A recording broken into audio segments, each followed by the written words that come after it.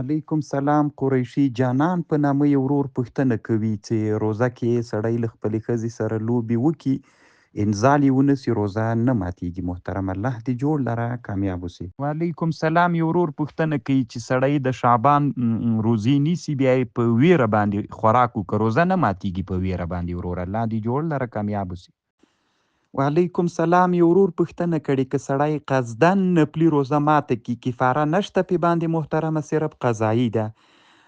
دا په روژه کې محترمه د روزې د میاشتې قصد باندې سړی ماته کړي، کفاره ده. که همدغه د روزې فرض قضایي بل وخت راګرځوي، مثلا روژه کې د میاشت کې مریض سولې، روژه دې ونه نیوله، دغه فرضي روژه دی، بیا له روزې نه بغیر قضایي راګرځوله، هغه دې قصدن وخوړله، بیا هم کفاره نشته ده محترمه. دا صرف تر روزې پورې خاص ده. الله دې جوړ لره کامیاب اوسي.